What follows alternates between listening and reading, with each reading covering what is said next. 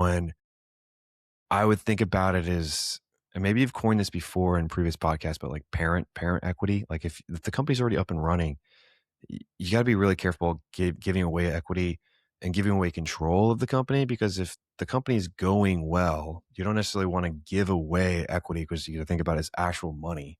And if you already have the potential to raise in a term sheet, people evaluate the company. And that's a good way to think about it. Is like, if they're evaluating the company at 20 million and you give away 50%, so you're saying that person's worth $10 million. Like that's Right. what you're saying at that point. So do you Right. legitimately think that? And then what does that look like when you marry that person?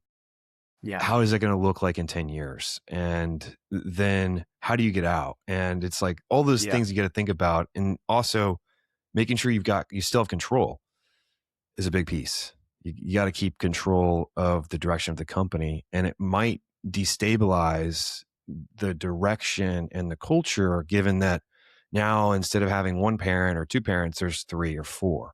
It's like, okay, Right. well, who makes the decision here? Like, what's going on? And so I think that those are some important points that you'd made in that storyline, which I think that people need to make sure that they take away when they're building I, I, or thinking about I things. think, I think that the comparison to like business and marriage and parenthood is so apt because your business actually is your child. It's actually your baby. And the idea that, you bring in, let's say you've been a single parent, and you bring in a new dad when the kid is 17, you know what I mean? Mm, That's a ridiculous thing to do. When you're considering having a baby, having a child, there's so much that that you can and should discuss. How do we raise him? Where do we live? How do we want to, what's our parenting style going to be like? How much money do we spend on these different activities?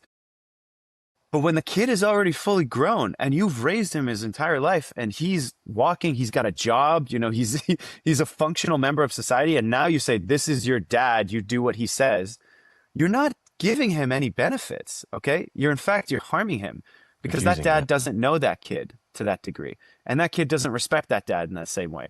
You're actually lowering the value of the child's agency.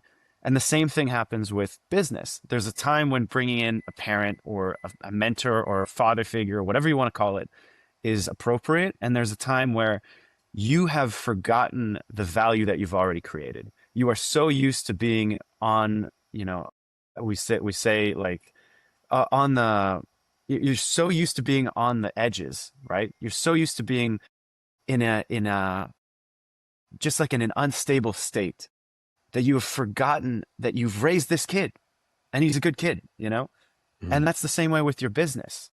People oftentimes, first time founders, will undervalue what they've built because they're so used to being in a desperate situation. But you got to get out of that mindset.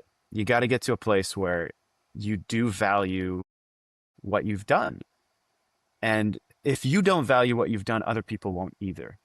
And that was kind of the biggest lesson is as soon as I moved from I'm going to look for a co-founder to I need a kick-ass employee, right? The equity numbers changed by like an order of magnitude, right? As soon as you said I need a kick-ass employee, guess what? The output just multiplied because it wasn't just because I found the right person. That's obviously, I would say like 80% of it. But that 20% that you got to keep in mind is that people will value what you value, right? If you tell them, I'm going to give you 50% of my company, they actually see that as not like, oh my God, this is an insane opportunity. I could become a multimillionaire. What they see that as is this isn't really worth much, right? And that's something that I really recommend that any founder listen to this keep in mind, right?